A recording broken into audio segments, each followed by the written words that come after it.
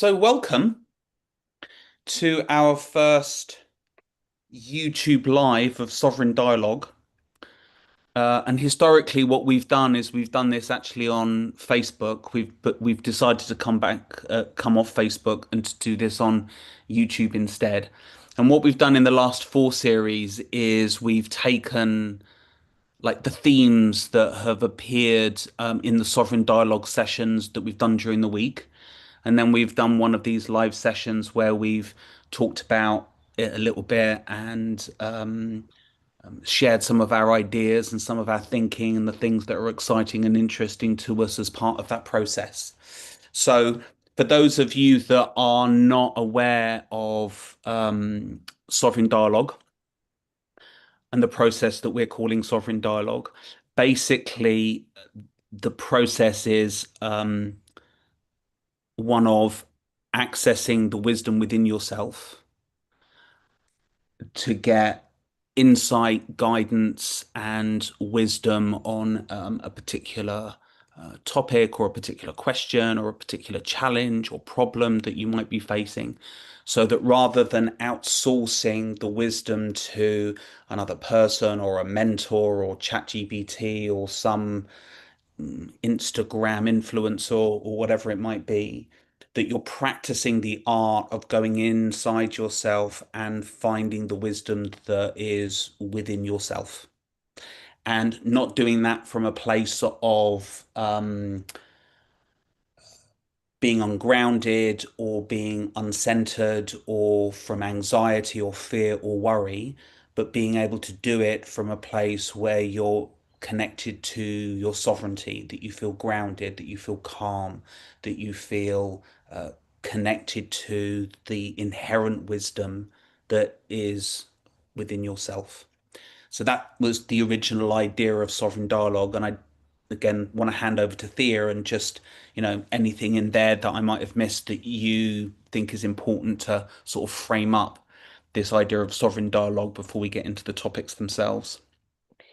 Yeah, so Sovereign Dialogue is the core offering at the moment of the sovereign leadership programs that we run. And sovereign leadership um, is approaching leadership from the perspective that it's all in us, that as people, just as normal people, everyday people, we all have inherent leadership skills. But those skills and resources get hidden, or we lose confidence in them because of the layers of beliefs that we have, the unconscious patterns that we run. And yet it's always there. Our ability to hold and create a vision is inherent. Our ability to connect with the people we need to connect with and build relationships and networks that serve us is inherent. Our ability to resolve conflicts, holding our integrity and serving everyone in the room is inherent. And we feel we develop the kind of the umbrella of sovereign leadership as a way of accessing that.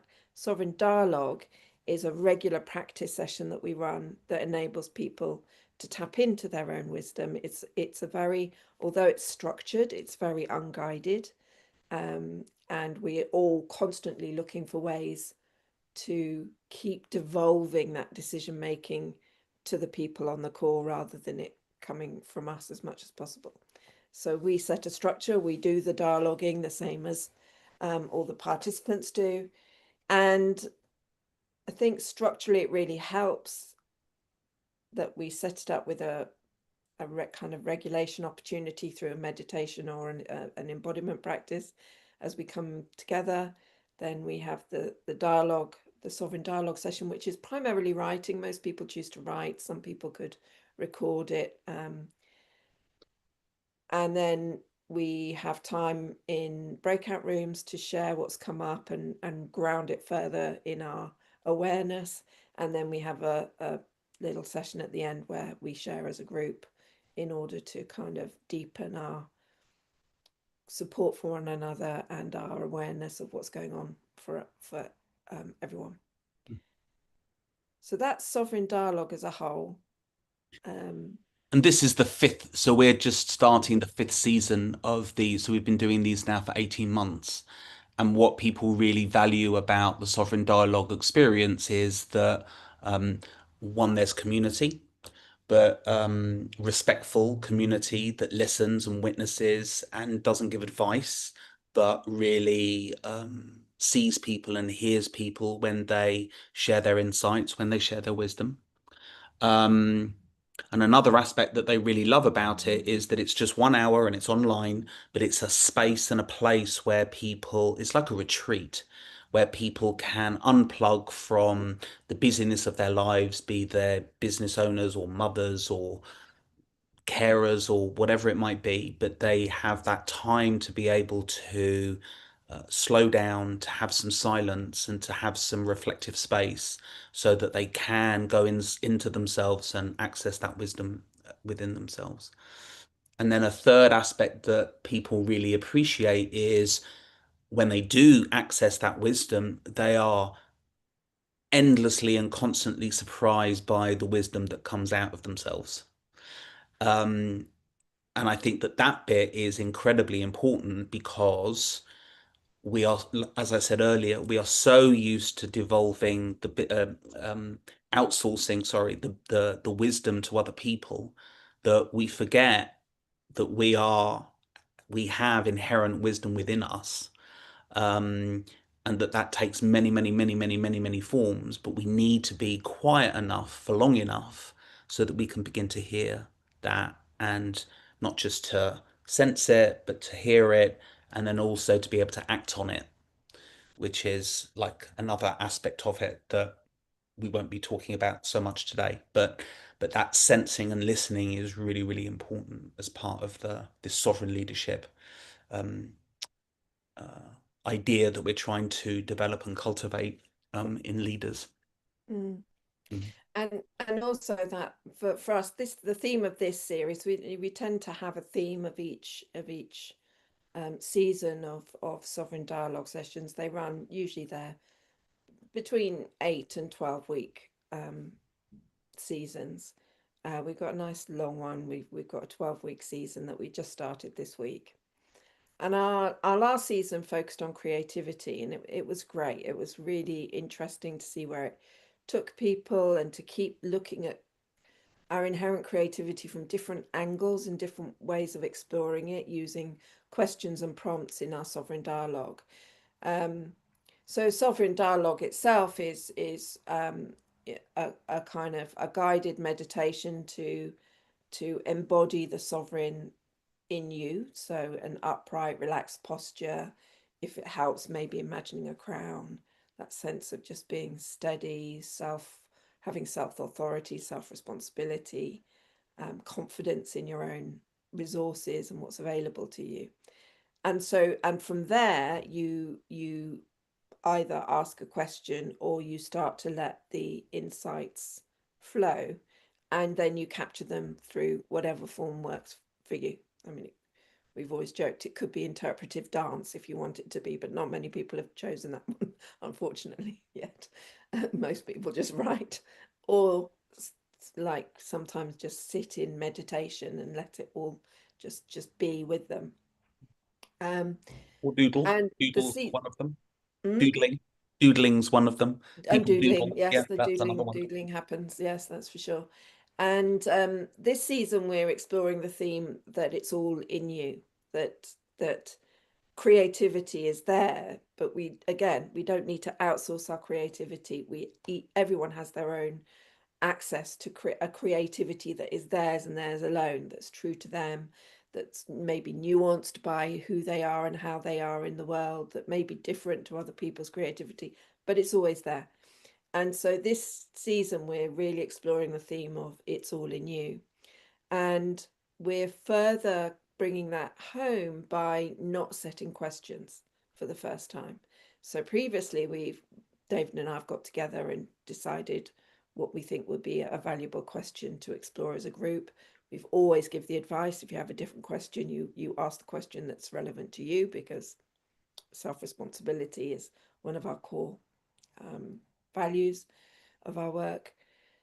Um, and so this is a practice that David's established himself over his many months of doing sovereign dialogue, and he started to drop the question some time ago because of his partly because of your Feldenkrais practice, really, wasn't it? That you started just exploring where your body took you because of that Yeah, sensitivity that you were developing yeah, in your own embodied awareness.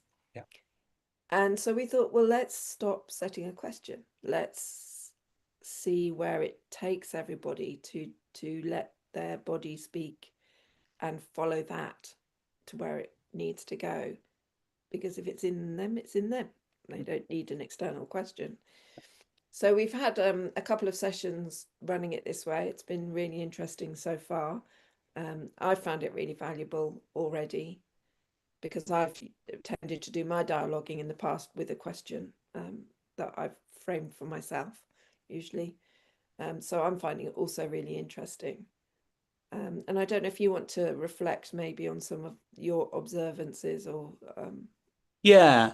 So what I started to notice when I was doing the sovereign dialogue earlier and working with a question was I noticed that I was having feelings, sensations, emotions, and sometimes they could be joyful, sometimes they could be anxiety, sometimes it could be resistance, sometimes it could be tension. Like there was a whole kind of range of things that I would feel, and that those feelings were like informing how I was answering the question. And then I thought, well, what if I just don't ask a question? What if I just started to go with the feeling? And it kind of happened quite organically.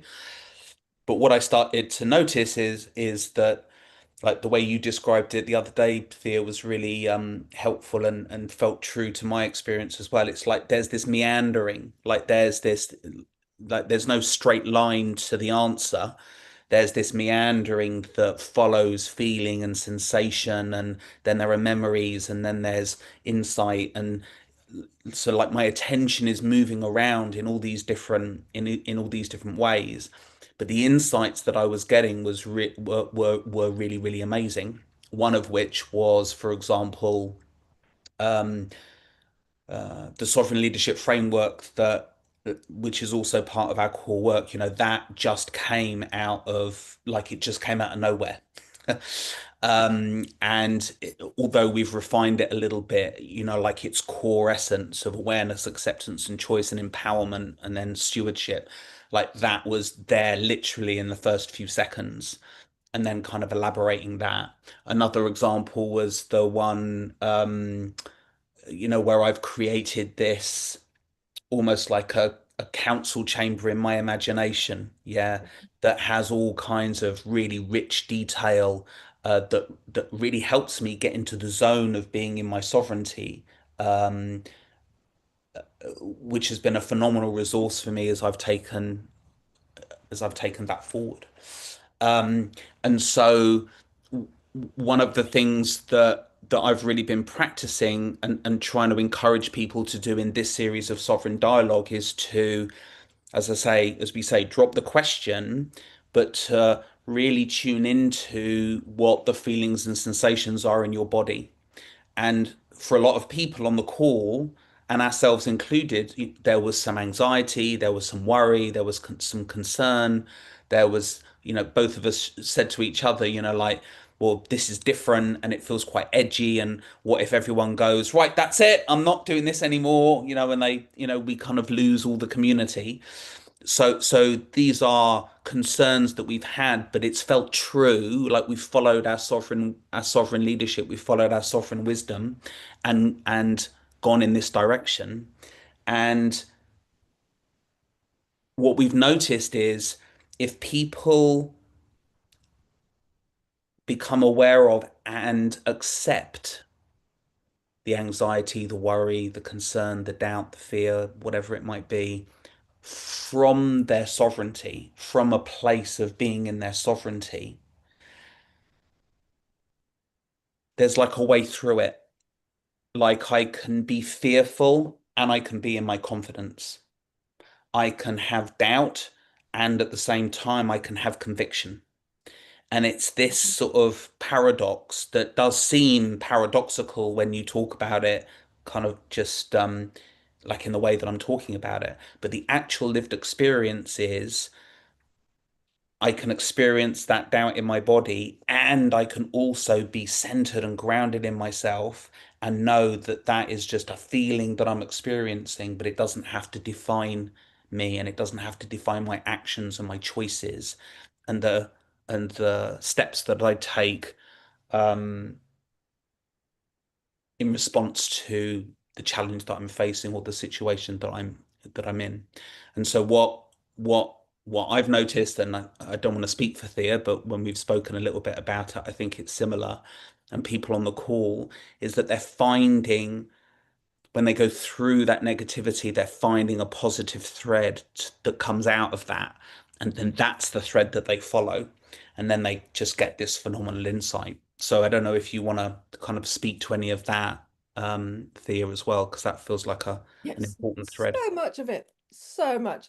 Yeah, definitely. That like that awareness and acceptance piece. I've said this to David often because the sovereign leadership framework is just I love it, and we have tinkered with it, but very minimally, really. Um, it's mostly we've used it as David just kind of downloaded it from his own practice. And like we as both having studied embodiment and in particular embodiment as a tool for coaching as a really valuable approach to coaching, part of that very common coaching foundation is awareness and acceptance. That a lot of coaching is based on having awareness, awareness and choice, having awareness of what's going on for you, and therefore having full choice about how you progress. A lot of people think they have choice, but because they're not aware of their unconscious patterns and habits, they don't actually. They're following a kind of predicated pathway that is it that resolves how they think life is, which is, you know, reiterating the conditions of life that may not be fabulous, but which are comfortable and safe because they're known. And they're layered. Those patterns are layered. They're unconscious and therefore not always easy to see. Unconscious means unconscious, so you have to go looking if you want to know what's playing out, or sometimes you have to kind of reach a stage of maturity where you start seeing the patterns playing out through your life and go, hold on, I've been here before, what's that about? Yeah. um and so there, that model is very well known. But then what David's brought to this structure is acceptance as a middle point of that. So now the sovereign leadership framework has awareness, acceptance, and choice. And at first I thought, yeah, that's nice, a bit of acceptance. It's kind of, I was a bit dismissive about it. But the more I've sat with it and the more I've used it in my dialogue practice and the more I've explored acceptance, the more of a superpower I've recognized it to be in our inherent creativity. And the more of a block it is if you don't have a step that is about acceptance. Because what I've experienced over 15 years of coaching, of supporting, of learning, and of coaching is so many people like they have a blinding revelation about themselves. Oh my God, I have a control belief. Oh, wow, that's, oh, I can see it there and I can see it there. And then go into, okay, well, I'll move beyond that. Mm. But there's a bit of them going, oh, it's not nice. It's not nice to have a control belief. It's not a very nice thing. And because people often don't get to that bit where they go, but it's okay to have a control belief. It's a normal human part of you to have a control belief. It's not all negative. It's served you in different circumstances in your life. It's got you to where you are now. So there's value in the way you've approached your life so far. perhaps, and it therefore kind of there's been this falsely positive step into a more open choice, which can really function for a while, can work fine for a while, but I find it kind of starts to disintegrate at some point, because that really coming to terms with who you are and valuing who you are fully has been missed out. Mm, And what I'm seeing now is kind of a little bit in seeing this, developing a new approach to sovereign dialogue, introducing that to people who they're fans of the sovereign dialogue approach, and so they like what we've been doing. And I could sense in some of them a kind of jitteriness at the structure being changed, and the expectation of really bringing it in-house for everybody, rather than kind of externalizing the framework of a question, just going, it's in you, so therefore go for it. Um, and and and proposing that if you feel that discomfort, well, let your sovereignty work with that, so that it's okay to feel discomfort when a beloved structure is being changed. I know I can go right off the deep end sometimes when something I love is being tinkered with by somebody else and then presented to me. Um, but there's an opportunity there to go, okay, what's that about? I'm feeling really uncomfortable about this. Why? What's it bringing up for me? Where's this going? And just following that in your own dialogue until it becomes integrated and goes, oh, it's okay. And it's like a knot that just gets gently teased apart. And if you don't tease apart that knot, but kind of just bounce over it, it stays there and it's going to manifest itself in something at some point.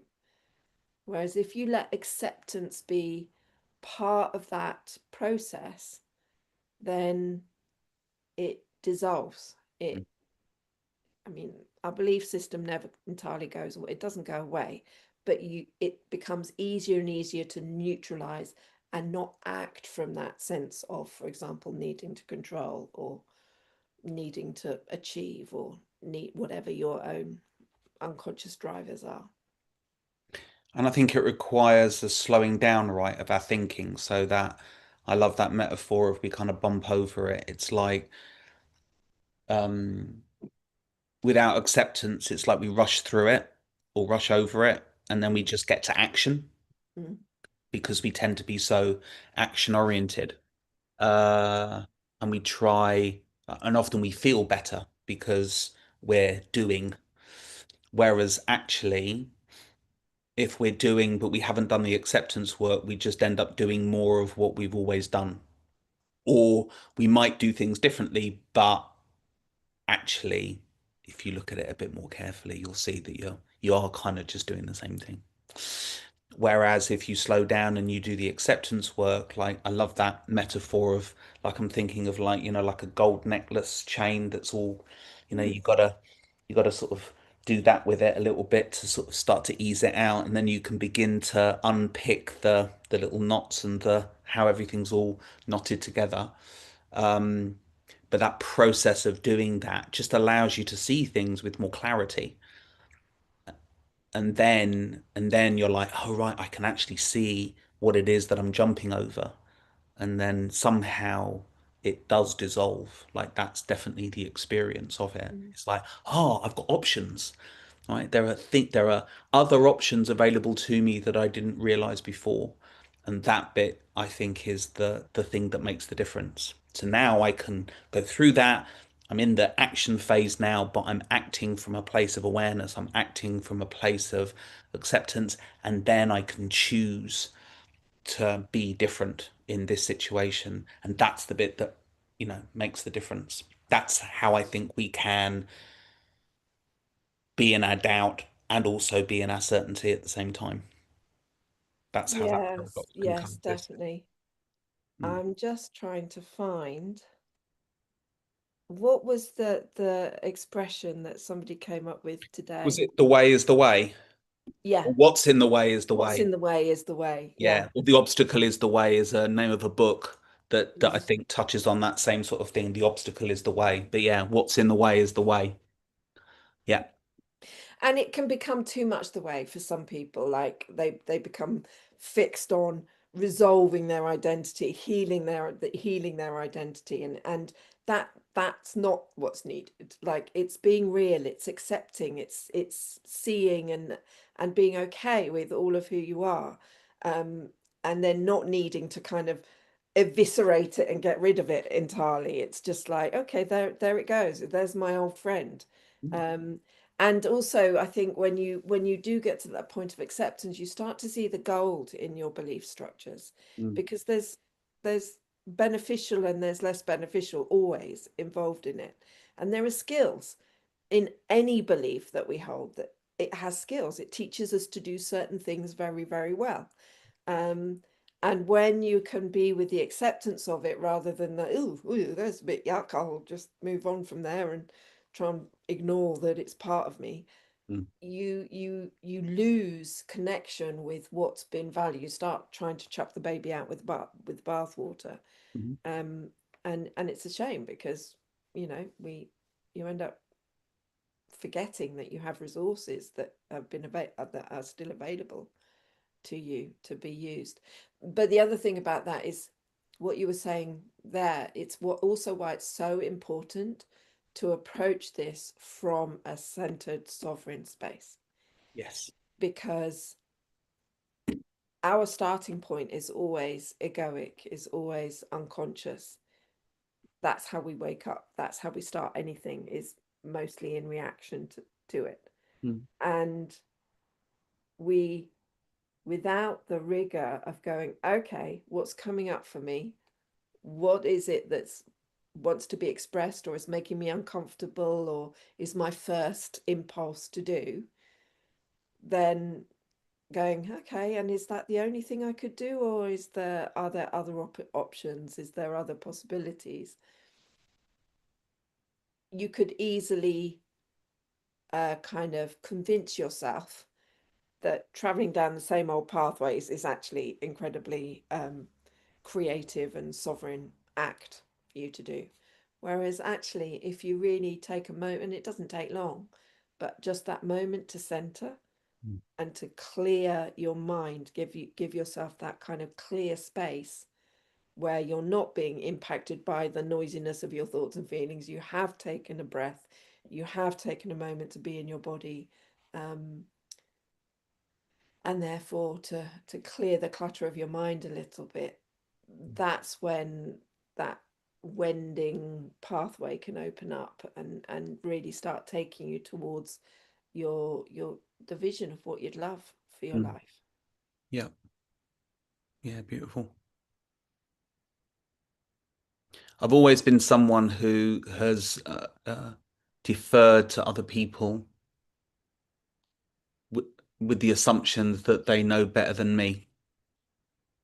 Like it's something that was instilled in me when I was very young, and a lot of the choices that I've made about the people that I follow and the teachers that I learn from have helped to reinforce that.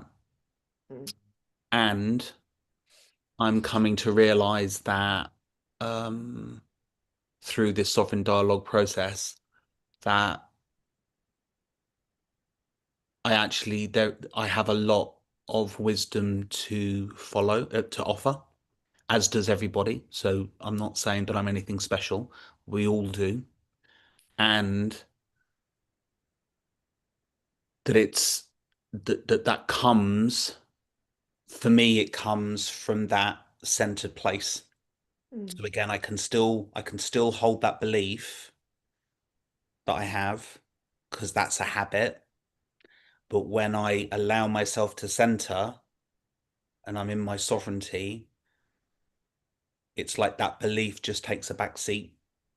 mm, And over time, I'm starting to notice that that belief is losing its grip, which is really, really exciting for someone like me who has been so kind of what's the word, with the blinkers on. We've been so blinkered about, yeah, this is the thing.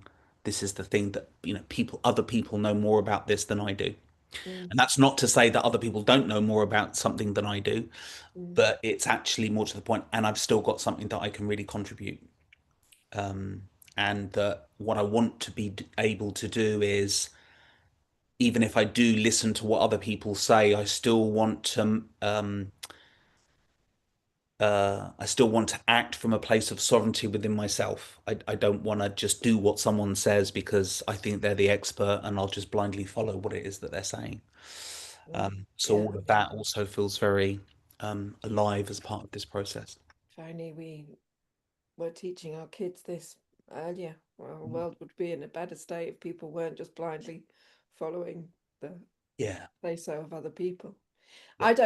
I suspect that there is not, I mean, that everyone has some form of authority issue within them, Hmm. whether that's overconfidence in your own authority, whether it's underconfidence in your own authority, whether it's a desire to um, cling on to somebody who you think is the authority and be their trusty lieutenant, or whether it's fuck the authorities altogether and you know be a rebel Yeah. towards it. Authority issues are very, very prevalent in our world, and I think it's such a valuable opportunity to bring your authority in-house. Hmm.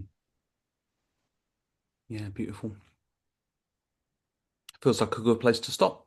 Yeah. Yeah. Cool. So today is the 5th of March. We did a session on the 3rd of March, which is a Tuesday, and we did one on Thursday, the 5th of March, at 8 o'clock in the morning. And we're going to be running those two sessions, 7 p.m. on Tuesdays and Thursdays at 8 a.m. UK time, for the next 12 weeks. So if you would like to experience sovereign dialogue and being part of this, then there'll be a link in the notes so that you can sign up to that and come and join us. Give it a try. See what you think. You might be really pleasantly surprised by what you experience. Yeah, sessions are by donation, so um, it's available to you whether you feel you've got the cash or not. Um, and it's a very lovely community, a very welcoming bunch of people who come very regularly. Yeah, brilliant. Great. So we'll wrap it up here and we'll do our next YouTube live next Thursday at 4 p.m. UK time as well. And hopefully people will start to join us and we can have a more interactive conversation. So until next time, adios. Take care.